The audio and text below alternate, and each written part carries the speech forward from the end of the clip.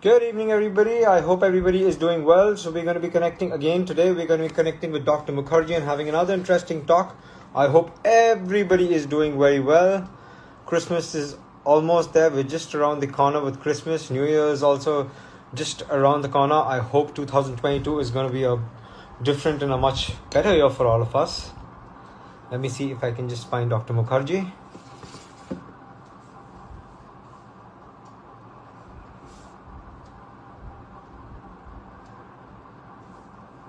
Yes, I've seen her. She should be joining us within a few minutes. So, good evening, Dr. Mukherjee. Hi, good evening, Prateek. How are you doing? Well, I'm doing well. I hope you're also doing well. So, for everybody who's joining in, this is Dr. Mukherjee and Hustling Muscle signing in for another good session. Now, before we start, okay, I have to ask. A lot of people have DM'd me. Dr. Mukherjee, you want to know what is the secret for your smile? Okay, you better not say workout. It's null and void. So, you want to know the reason and the secret for your smile. No. Workouts, happy hormones, endorphins. That's an easy way out. So, anyways, I shall take that since it's the Christmas season, and I shall not trouble you further. But yes, workouts is good. Workouts is the happy feeling. So, in many ways, she is very, very right. So, coming to today's topic. Now, today's topic is going to be a little different. It's something we are touching upon. I think one or two topics together in this. A few people had DM'd me about this, so I thought let's talk about you, what this is, how it is, and let's take your opinion on this. Okay. Now, firstly, let's go to the first question that I have. It's between walking and running. There is a very big debate. Many people say walking is not as effective as running. Then there is a sect that says walking is as effective as running.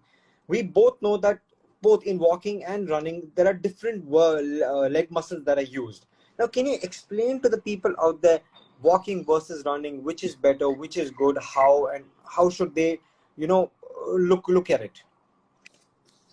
Okay, so first I would like to say that before we demonize walking or running, okay, both are great forms of cardio training. Okay, so they both help in weight loss. They both help in increasing your heart rate, regulating your blood sugar levels. Okay, improved sleep, improved quality of life. Both of them are very good forms of exercise.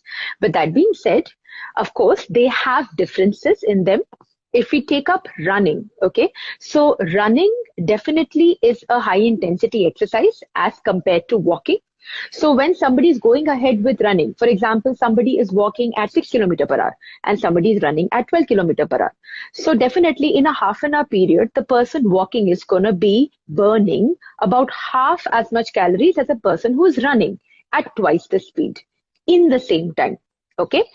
Along with that, we have also seen in studies that running reduces long-term chances of having any osteoarthritis of weight-bearing joints.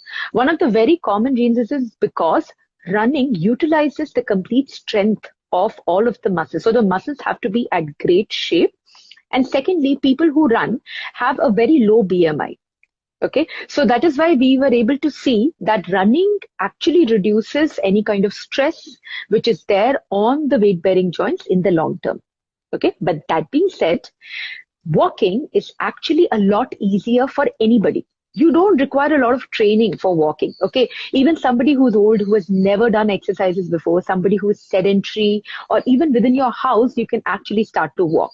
So walking is so easy. It's the ease of the exercise which makes it such a popular exercise even till date. Like people would rather go ahead with walks than going for the gym or going for a run. Okay, so first is it's easy.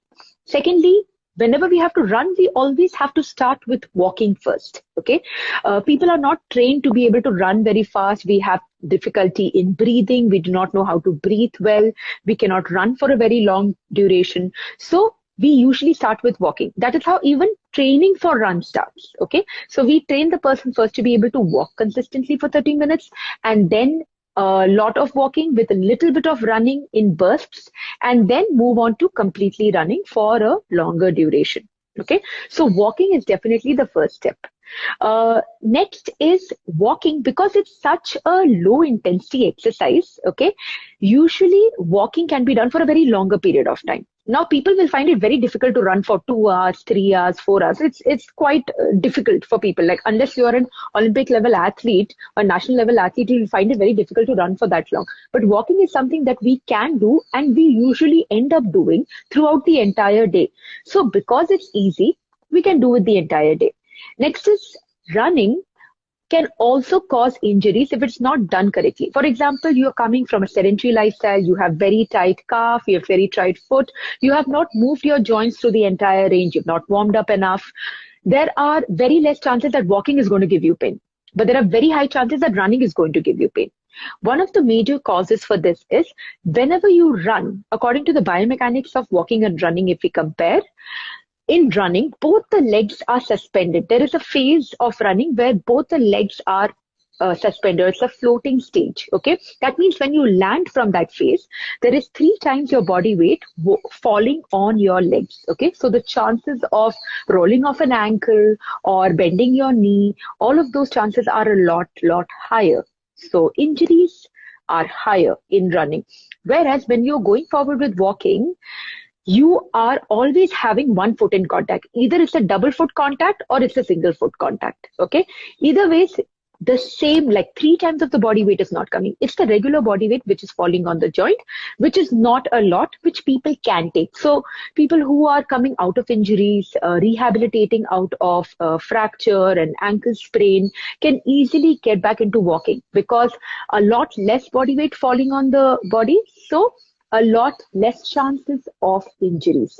So both are great. You have to understand what are your goals and which one works for you at that time in your goal. Even if you have to run later, you will have to walk first. And even if you want to run for a long time, you have to improve your walking. So I remember you taking me through this process when I started to run. I remember, the injuries I used to have, the muscle pulls, the weak calves, things like that. So yes, what you're saying is you have to start walking and then only it's a step at a time. So I remember you guiding me and walking me through that, rather running me through that slowly. Now moving on to the next Yeah. question, intermittent running. Now that is basically walking, running. It's a mixture of both. Now that is something which I started doing and I saw a lot of results. That's something you recommended that Pratik, this is what is the best for you. Now this sort of running is basically very good. Why? Because your heart rate is going up and down. When you run, your heart rate goes up. When you start walking, the heart rate comes back down. It's like a HIIT workout, a high intensity workout. So can you explain to the people out there, the people who are trying to lose weight, things like that, are looking to burn calories, things like that, how is intermittent running something very good for them? What are the benefits of that? Could you explain to the viewers out there? Okay.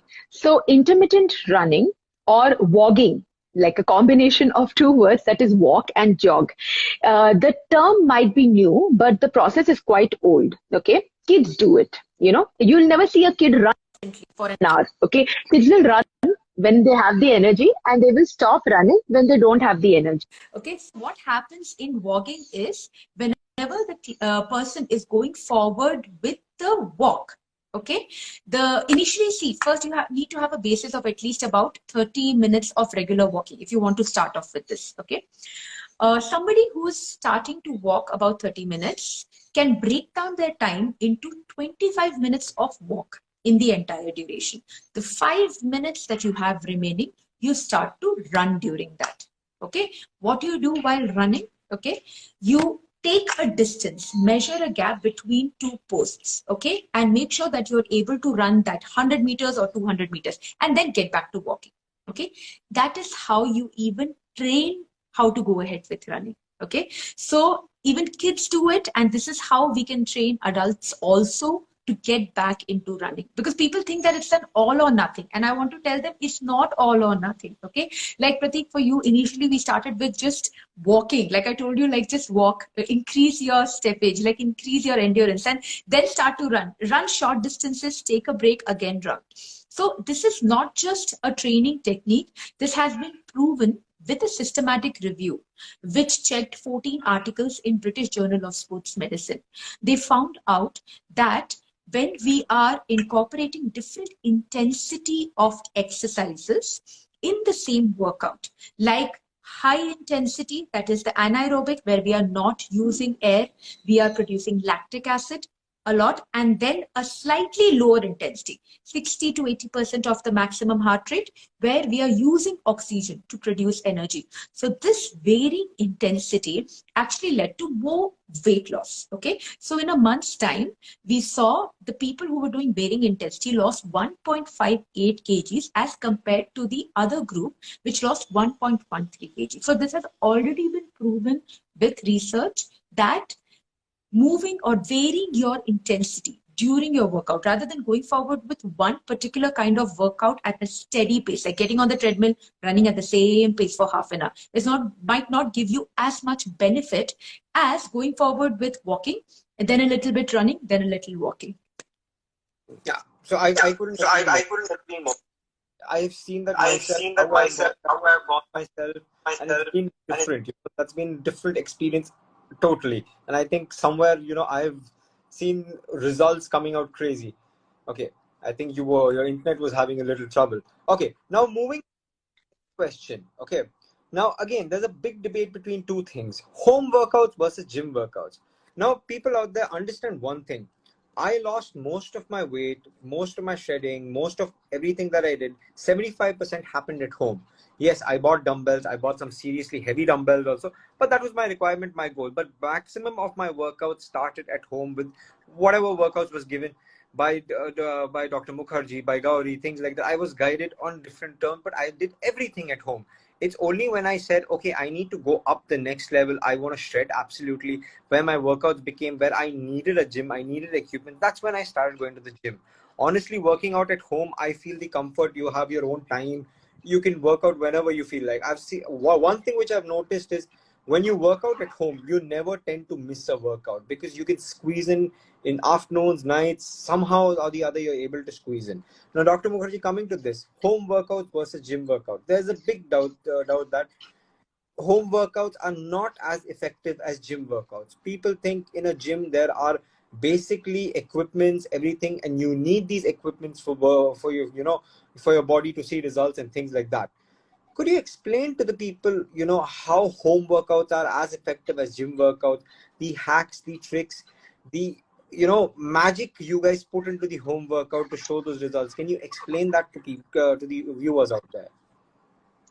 Okay, so basically, I have been doing home workouts most of my life. Okay. And even Pratik, I told you that you will also be able to get the same results when you start off with home workouts. And during the pandemic, we were all pushed in to mandatory home workouts because we got to know really the price of, good health, like health is wealth, truly. So I have also been taking care of a lot of clients who were far away in the US and UK for the past 5 years, giving them online training, giving them home workouts. These people usually did not have access to the gym, or they were living in suburb areas. They couldn't travel. They didn't have enough time. So that is where a home workout wins, the ease with which you can get to it. You just roll out of your bed and wear comfortable clothing and get your yoga mat. Probably don't have a yoga mat. That's okay. You can just start working out. Like Christian Bale does in Batman, rolls out of the bed and starts steps. Correct. Exactly.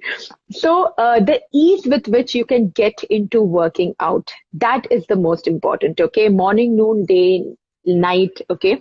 You will not be giving excuses anymore. Second is when you get to work out every single day, or at least like 6 days a week, 5 days a week, the consistency will give you results. Like previously when studies were done to see which workouts were best for people, like gave the maximum patient, the person satisfaction or patient satisfaction, the home workouts were the best, or the online workouts were the best, because the person could at least, all they had to do was just switch on their phone, not get into traffic, not spend money, not go to a gym, just switch on their phones, their laptops, or work out by themselves with whatever videos were already given. Okay. So great consistency. So great satisfaction and great results over a period of time. Next is you can really challenge your body with a lot of body weight training. Okay. There are a lot of positions, a lot of different kinds of exercise. We've feel that only weight training is the only exercise. No, you can do cardio, you can do Pilates, you can do ballet-based workouts. There are plenty of workouts that you can do at home. So find somebody who can give you a combination of the kind of workouts that you like. Okay, if you want to do a lot of weight training or you want to build up your endurance, you can easily do those exercises with minimal to no equipment at home.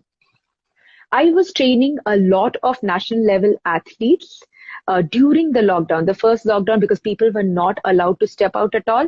And all of them were waiting, like they just had their next tournament in a few days. So what we needed to do was get them into training every single day. So we started with just free weights. We started with TheraBands. That's it. That was all the equipment that we had at home. And I gave them very strenuous exercises. Like, these are athletes who were literally dying at the end of the session. They were like, we cannot exercise anymore. So you can get that level, that intensity of exercises even at home with minimal to no equipment. So I would suggest this is so much better. Plus the ease, the consistency, the variety, and constantly being able to do it. All of these things are a plus for home workouts. Honestly, what you're saying is absolutely right. So I've been there. People think it's expensive to buy things. Honestly, if you search for things on the internet, you have some of the best, averagely, I won't say averagely, above averagely good equipments available, especially your adjustable dumbbells, things like that. I have a huge collection of weights, PVC plates. I remember I was even able to get an Olympic bar for my PVC plate, because PVC plates requires a smaller size Olympic bar when it comes to the inches. So I remember I was able to get that at just 800 rupees, somewhere from Ludhiana it came. But yes, I was able to get it. I remember when we made this bench press from the floor, though the range of motion was not absolutely correct, but still it gave me my workout. It took me to some level. So, you have to find your jugaad and take forward, like we always say. And if you have a good trainer like Dr. Mukherjee, as she says, you will have most of a very, very effective workout in place. So I think there are full points over there. Now, my next question that stands, it's a little, I won't say controversial, but a little different. Okay. A lot of people, tell me that they are not motivated to work out alone. Okay. That they need somebody to constantly push them. And they say that online PT is very expensive, because we know there are a range of different type of trainers. There are premium, above premium, there are below par, everybody is there. So they find online PT very expensive, especially with a good trainer. They say that if I go to a gym, there's a general trainer who's able to guide us, push us, and so on. But my question is, when you go to a general trainer at a gym, poor chap, that guy has many clients. He just doesn't have one client. He has averagely 20, 30 clients minimum he's handling towards the evening or morning. How much of a motivation, how much of a concentration can he give you? I ask that, especially if you're a beginner. Now, what do you tell such people? How do you explain it to them? Because I know you have been in this, industry for quite some time. I know I have been there. So as a PT, as a, professional fitness expert, how do you talk to these people? How do you explain this, especially when they say that they don't get motivation and they constantly need somebody, and especially if they're not ready to pay? Okay, so first thing we need to understand is exercising is just like brushing or bathing. When we were kids, when we were children, our parents used to tell, okay, beta, brush every day, or, take a bath every day. And then now we have grown them into like habits, which nobody has to motivate us to do. Like, we ourselves know the benefit of it. And we ourselves know that if we don't go ahead with that, what is going to be the consequence? So we tend to not miss it at all. Okay. So exercise needs to be something very similar of that sort. Now, I'm not telling you need to exercise 7 days a week. I mean, you need to brush 7 days a week. You need to bathe 7 days a week, but you need to exercise probably 4 to 5 days a week, which is really not that hard if you're able to find the time. Okay. If you're not able to do even 4 to 5 days a week, try to get 3 days minimum and do what you like. Okay. So the first thing is make it a habit. Second thing is understand that the exercise that you see online might not be the kind of exercise that you enjoy. And if you don't enjoy that exercise, you're not going to end up doing it.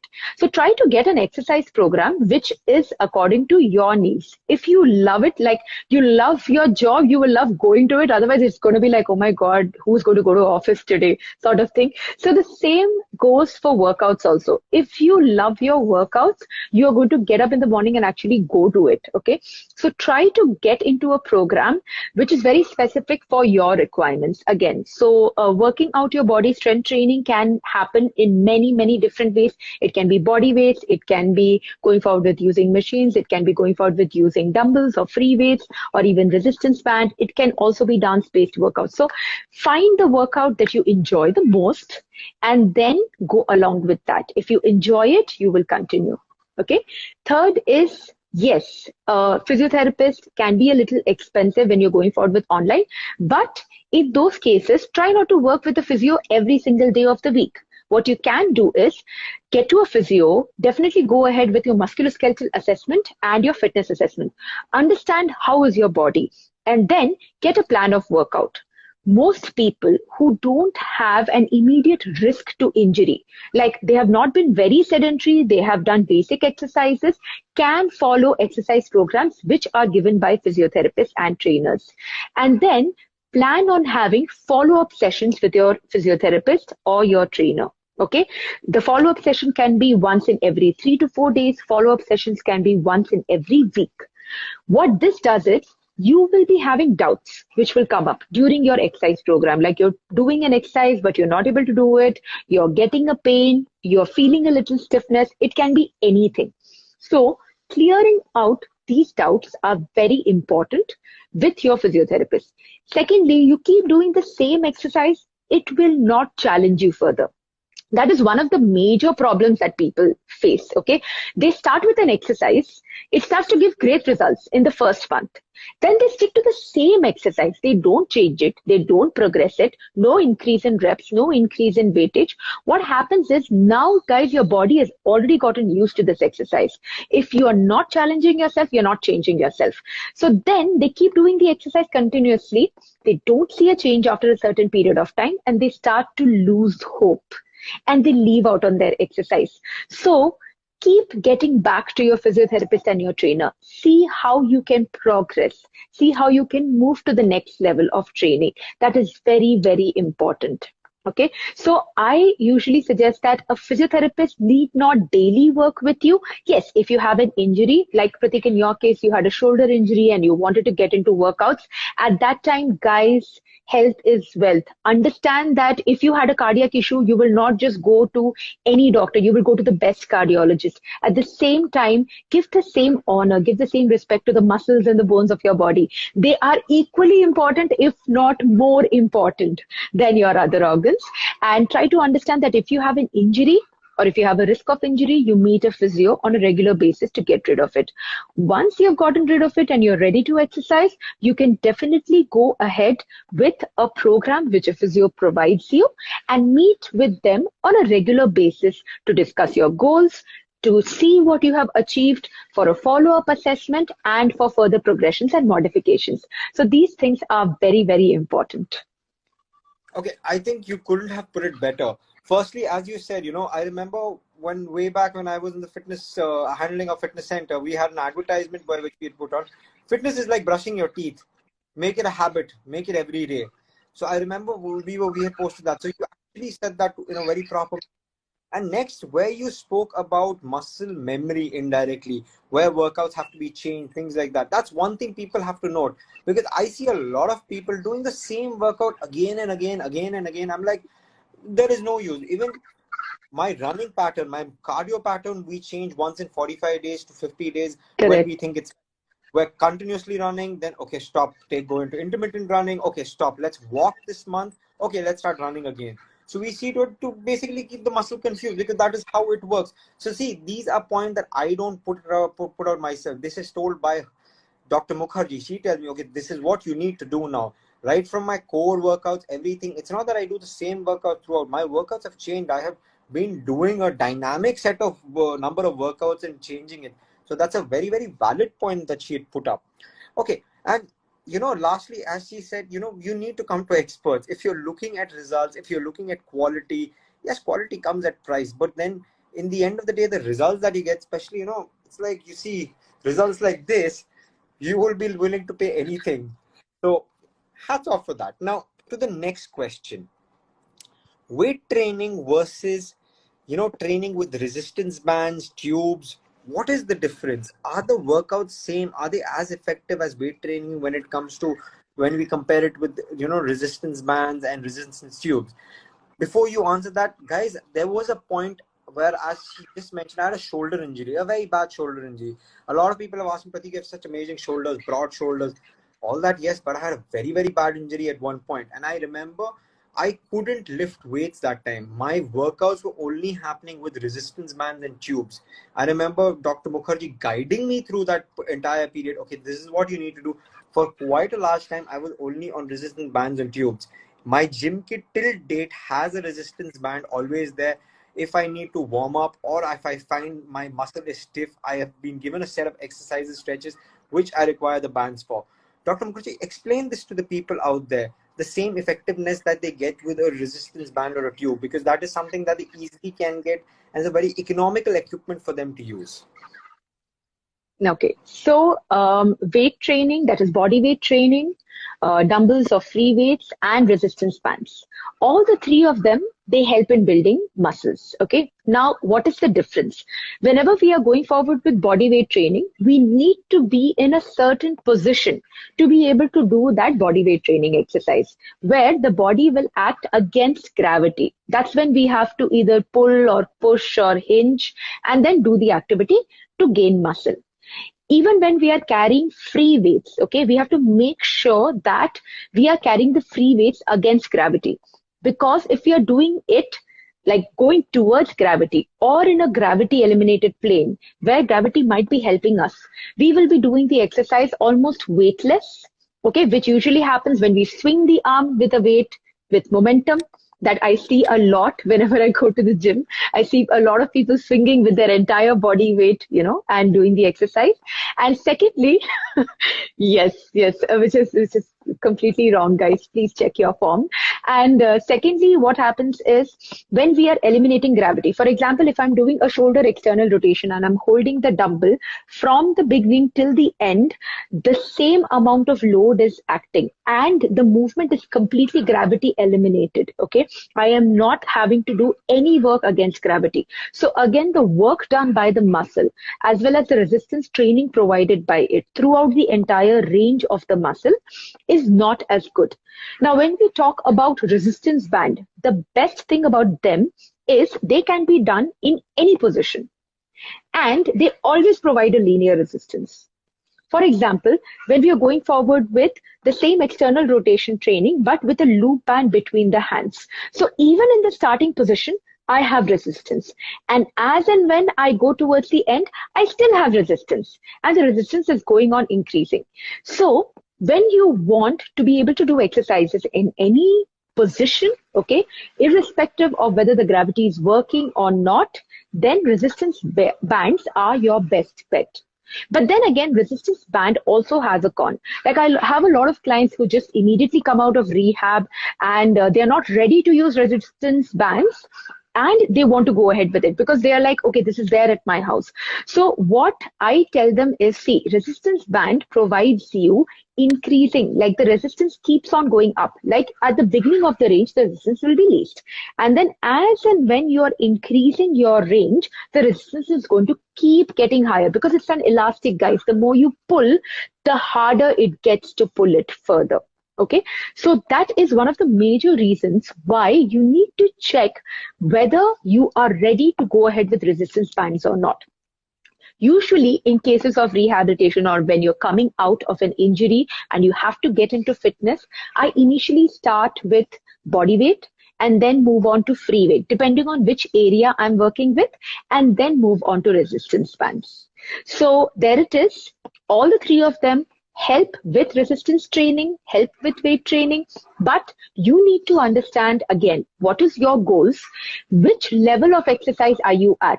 Are you at an injured level? Are you in injury rehabilitation level, rehab to fitness level, fitness to return to sports level? You have to understand where you are lying. Your doctor or your physiotherapist will be able to tell that to you, and then see which equipment will be best for you.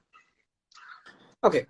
Now, the next question that I have, there is again, a lot of debate, a lot of talk that's been going on again on the internet and things. I keep exploring, I keep reading. That's something I keep doing. Now, weight training. Now, weight training is suddenly, there's a large sector trying to say, no, it is not, it is becoming harmful. If you're going to lift too much weight, if you're going to do this, it's not going to work for you. And, I find that a lot of people are saying that because they are performing the workout particularly in a wrong manner. Okay, the way they're doing it, the way they're pushing it, they're doing it in a very, very wrong manner. Could you explain to the people about weight training and how it should be actually performed? Okay, so weight training, the pros actually outweigh the cons. Okay, the pros are many, that you are able to get like a weight loss from it. Weight loss is actually one of the many pros. Like, first of all, your quality of life improves. In our daily life, we have to constantly keep moving and keep lifting multiple things. Okay, so quality of life, doing your regular activities of daily life improves. Okay, along with that, your heart rate increases, your cardiorespiratory function improves, your diabetes gets controlled, like your blood sugar levels, that can be improved along with that. So all of these are pros of weight training. The only one con, if we even consider it a con, is the risk of injuries. Now, the risk of injury can completely be taken care of when we perform the exercise with the right progression in the correct form. Both are important. You go for the first time to the gym and you try to lift 50 kilos, not going to happen. Okay. You do it with the right form over a period of time, it will definitely happen. Okay, saying that weight training is bad for health would literally be like saying that getting out of the house is bad for your health. Okay, guys, like if you're on the road, you have to follow the traffic rules and all. If you jaywalk on the road, of course, you will get hit by a car. So it's very similar with weight training. If you do it correctly and follow the form, then you will not be getting injured. And even if you have a little pull here or there, you will be able to bounce back from it very soon. Okay. Now, next is how to do weight training. Now, form is very important. And currently, I've been seeing a lot of influencers come up with, no, form is not that important. You should do full range, or you should do only like this way, or the exercise can be done in like, so they are giving the same exercise, but in multiple ways. But guys, you have to understand that, are you doing evidence-based fitness, or are you doing just some random fitness where nobody takes responsibility if you get injured? Okay, when you follow evidence-based fitness, that means that the form was tested in a research laboratory between many people who were performing it, and we were seeing which muscles works best. So there are two types of muscles. One is the prime mover, okay, the muscles which are actively doing the job, and second are the stabilizers. A lot of people don't know about the stabilizers because the most videos you see, okay, how to get your glutes bigger or how to get your biceps bigger. So people are only worried about the prime movers. Nobody cares about the stabilizers. Whereas stabilizers are your postural muscles, the one which stabilize the body, keep it straight while you're doing the exercise so that you don't get injured. So when you work with a physiotherapist or a trained professional who understands how to do the exercise, not just to make you look good, but to make you feel good, to improve your function, guys, that's why we do fitness, to make us feel good, to have a good quality of life, not to look good, not to have a big glute or not to have a big bicep. Okay, if you meet a trainer or a physiotherapist like that, they will explain you and they'll give you exercises which will be working on your prime movers as well as your stabilizers. And that, guys, is going to be a complete workout where your form is going to be correct, where you're going to be working the right muscles at the right time and less chances of injury. Okay, that was wonderfully put, especially I think the way you said, the point I liked is she went directly to lifting 50 kgs. So it shows Dr. Mukherjee has been working with me, where she's not called 10, 20 kg, she directly jumped to 50 kg. So I'm like, good, very happy. Okay, full points on that. But yeah, the way she's told, the way you perform your workouts, your range of motion, and it's just not about your biceps getting bigger, things like that. If my biceps have become bigger, it's because I have done other workouts also, and it is the right workouts that you do. Understand, in a bicep there is long, short. I'm not even very technically clear. These are things I've heard from her, so I'm just repeating. Okay, so you have to work out for your entire bicep. You have to work out for your short. You have to work out for your long. I hope I'm right, Dr. Mukherjee. This Yes, is yes, actually yes. They have two heads of biceps, correct? yeah, it's like that, so that's how the workouts are framed. That is why you see a difference in the bicep and things like that. So it is, when you go to a technical person, you listen to them, they will tell you that this is the right manner. Okay, so that is why I say, going to the right precise person is where you get the most effective, workouts. Online you can see, I know you can put give me Sylvester Stallone's workout or give me Arnold Schwarzenegger's workout, the entire list will pop out. But what works, how it works, God knows that that's genuinely their workout. You really don't know. I remember I've tried doing Triple H's workout, which turned out not to be his workout. It was some random workout. You know, there are that's why I say go to a fitness expert, explain your goal to them, and they'll do the best for you. Okay, now moving on to my next question. Okay, uh, how much does one person need to work out? Some people say 45 minutes is enough. There's also one news sect that says 15 minutes workout is more than enough. We're not going there. Let's stick to the 45 minute. Okay, 45 minutes is enough. Then there's one more sect that says, you need to work out at least for 2 hours. And so on. Everybody has their own version. So how much should one person work out? I know a lot of people ask me, Pratik, you're at the gym for almost 2 hours, 2 odd hours. Guys, my goal is different. My workout is different at the moment.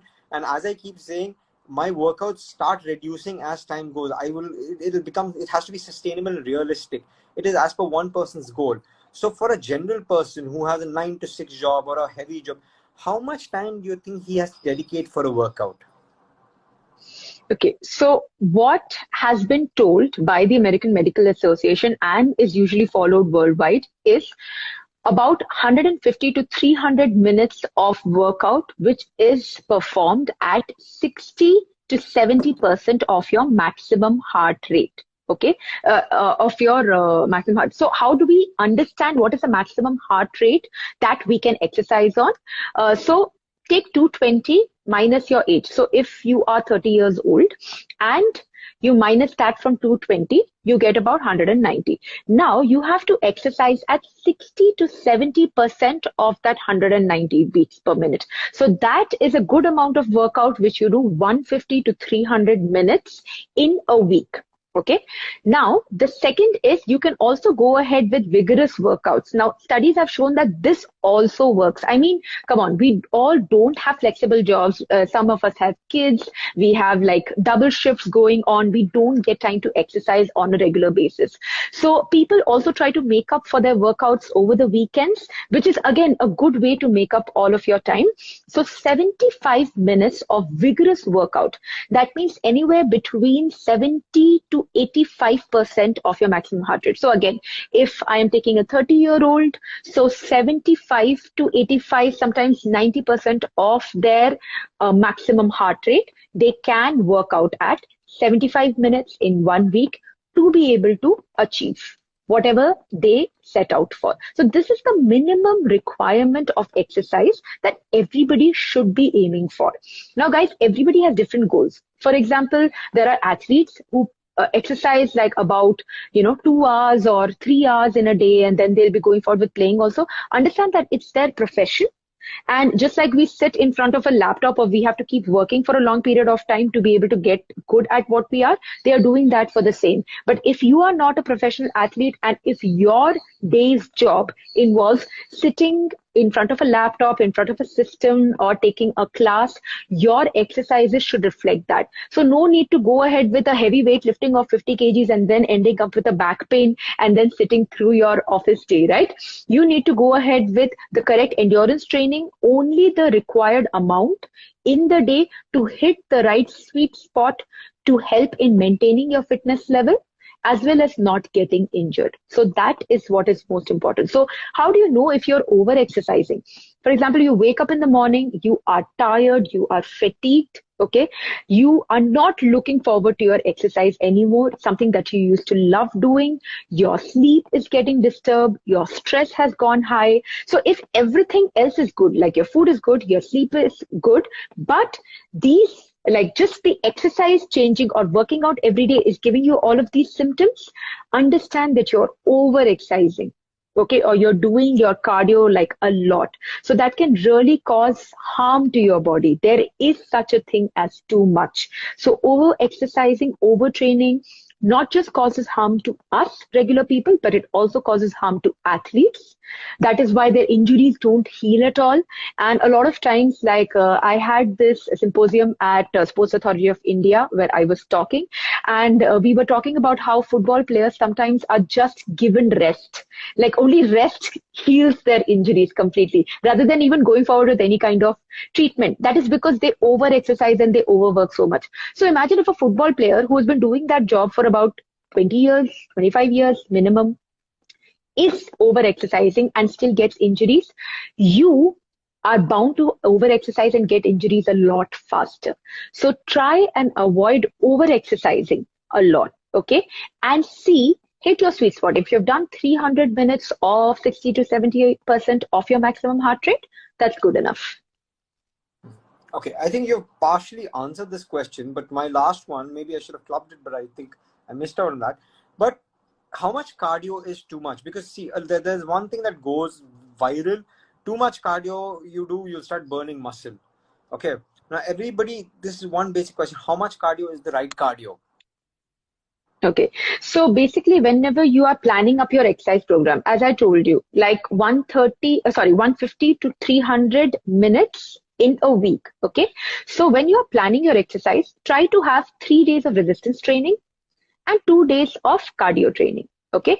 That doesn't mean that that day you only do cardio. Okay. That means that you can also break it down, split it up, that the 3 days of resistance training, you do very little cardio. And on the day that you're giving only for cardio, you probably do a little bit of mobility. And then you go ahead with like a walk or a run, very similar to the intermittent running that we were talking about. Okay. This, guys, is enough. Okay. If you're trying to push yourself, you're trying to become, yes, if you're professionally trying to become an athlete, your demands are going to be very different. But other than that, overtraining and overworking can actually lead to damage to the muscle. Okay. And see, you have to burn your body's fat for fuel. Okay. So excess of exercise also burns the muscle for providing fuel. Okay. So that can lead to skinny fat later. Like you will be burning your muscle more. So that is something that you need to avoid. So please don't over exercise. Understand that, like if you take 9 mothers, you cannot produce a baby in 1 month. So if you're trying to achieve like 9 years of fitness goal in 1 year, that is not going to happen, guys. You have to move slowly. Be steady. Okay. It is going to take its due time. Be consistent. Don't punish your body by over exercising is what I would say. Well, I would just say for the last statement you made, that was a 6 right out of the park.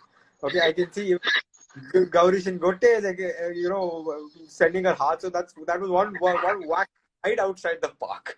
Okay, now my final question to you. Okay, lastly, people expect quick results. This is one thing I've seen. People don't have patience. People are like, I go into the gym and I want my body to be fit and I want results. I used to keep telling Gauri this, people walk into a gym as if they're walking into a coffee shop and say, 1 6-pack to go, please. And the only 6-pack you get over the counter is a 6-pack of beer, not a 6-pack. What do you tell these people? These people get demotivated when they don't see results. I remember there's a person who once told me that weight loss is just a myth. It doesn't happen. So there are a lot of people out there who just stop their fitness journey midway through when they're not seeing results. It could be for different reasons. What would you tell them out there? How would you tell them to have patience? Okay, like all good things in life, fitness also requires time. Guys, make it a habit. Number one, okay? If you brush today, you might not see changes in your teeth tomorrow. It's not going to be white and glistening, but you still do it for your dental health. I can see Pratik hiding in his face. But be consistent and make it a habit, okay? Because only when you make good habits over a long period of time, you start seeing results, okay? Secondly, pick up an exercise form that you absolutely love. Again, going to the gym is not the only form of exercise. There were times where I did not enjoy lifting weights at all. I mean, I still don't enjoy it. Okay. My favorite kinds of workouts are usually going ahead with Pilates, which is a lot of core work, along with that, ballet based workouts, and in the middle, a little bit of cardio also. So see what works for you. Okay. If you're a dancer, you love dancing, dancing can be a great workout for you, and you will always look forward to it the next day. If you look forward to it, you're never going to hate it. Okay. Third, keep yourself motivated with following a journal or keep a workout buddy so that you can keep motivating each other. If you don't have a workout buddy, we come to the fourth point, that is get a physiotherapist or a certified trainer to help you in your journey. Guys, it can be very exhausting. I know how much we had to constantly keep talking with Pratik to, like tell him, motivate him, help his progress, show him that he has progress, because sometimes we try to only focus on the negative areas that, okay, this has still not gotten better. So then you need an outsider's, a doctor's perspective to show you, see how many things have gotten better. Like you are not feeling tired at all. You are actually able to walk at least 10 kilometers. Okay. And later we can go on for running. So you need somebody who is a certified professional to be able to help you with this journey. Okay. So make sure that you take their help, make full use of the certified trainer or the physiotherapist that you have so that they can help you in your fitness journey. So maintain journal, get a workout buddy, get a PT, make it part of your life and keep it interesting, guys. We would be coming up with something where, both Dr. Mukherjee and Gauri are going to be showing you or rather telling you the tantrums, the dramas I threw during this entire transformation. And at times the way they need to whack me, explain things to me, sending me motivational videos, things like that. So you'll get to see the backside of how these things happen very soon. So we'll come to that. Anyways, Dr. Mukherjee, you've given a lot of points today. Today's conversation, when people are going to see this again, they're going to learn quite a bit because you've clarified some of the most, ongoing topics. A lot of people have been, trying to understand home workouts, gym workouts, things like running, walking. So a lot of, knowledge you've given out there for people today. What is your punchline for today? Keeping in mind Christmas, New Year's, everything is on. I don't have a punchline as such, but I would like to tell people that, see, exercise is not punishment. And going out to eat your favorite food is not cheating. Let go. Enjoy the vacations. Like if you keep guilt tripping your body into thinking that because I ate that cake, I have to go and work out for 2 hours. That's not right. Okay. Don't treat your body as a machine.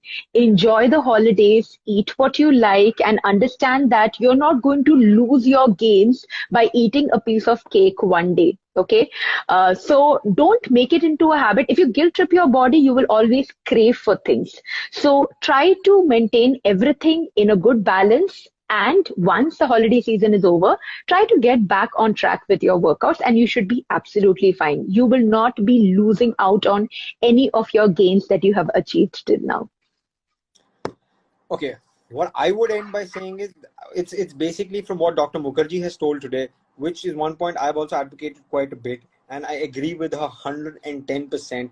Guys, pick up any workout that you enjoy. That is the most important thing. You enjoy walking, start walking. You enjoy running, start running. You enjoy the gym. Like I enjoy the gym. I have my high on weight, so I enjoy the gym. I know Dr. Mukherjee enjoys Pilates, things like that. So enjoy. There are many workouts. Once I remember we've said this, dancing is a very, very amazing workout, at least for a lot of people to begin. A lot of girls who message me and saying, okay, I am where you are. We want to lose weight. No, I don't have motivation to walk. I said, okay, fine. Close your doors, switch on your music and just dance. So, that is one of the best exercises. So that's where you can start doing something that you like, because when you do something that you like, you won't give it up. Trust me, taking that day's break from it is going to be a challenge. So I would say that, when you love doing something, you're like, no, I don't mind doing this again and again and again and again. But yeah, let's not overdo it also. So I think we would end it with this. So as we said, it is red and white time right now, because uh, I go back to memory lane when Christmas comes into play, because I was Santa Claus for like 6-7 years in a row. Being the chubby kid I was, so I was made Santa Claus every year. Sometimes coming out in a car, sometimes coming out in a bike, things like that. So I go back in memory lane when it comes to Christmas always. There was a point where I had to stop telling them, okay, I can't be Santa Claus anymore. I've become too old for this. So, it's always red and white. This is the best season. Now the best movies, Jingle All the Way, I'll Be Home for Christmas, and my list can go on and on and on. So it's a special season. I think I'm going to revisit all the movies. I'm sure Dr. Mukherjee has her plans for Christmas and New Year's. So we would be joining again, everybody. I think before New Year's we would have a session, so we put up the details soon on that. But for today, I think that's it. I think you've given a lot of information. Die hard. Gauri says die hard. Yeah, Gauri, die hard. I'll call you on that. Okay. So anyway, thank you, Dr. Mukherjee. I think you've given a lot of knowledge out there. As I keep saying, the ocean of knowledge. So you've given a lot of knowledge out there today. I think somebody just commented, lovely session, guys. Thank you so much. If you guys like it, do share Thank you. Thank you. Do share the video with your friends. I'm going to be reposting it anyhow, so you guys can share it. Tag your friends, like it. It is always good for us. We like to spread out the good information. So Dr. Mukherjee, thank you again for your time, and we will meet again next week. So guys, this is Dr. Mukherjee and Hustling Muscles signing out. Again, thank you so much, Dr. Mukherjee. I shall see you again. Thank you, Prateek.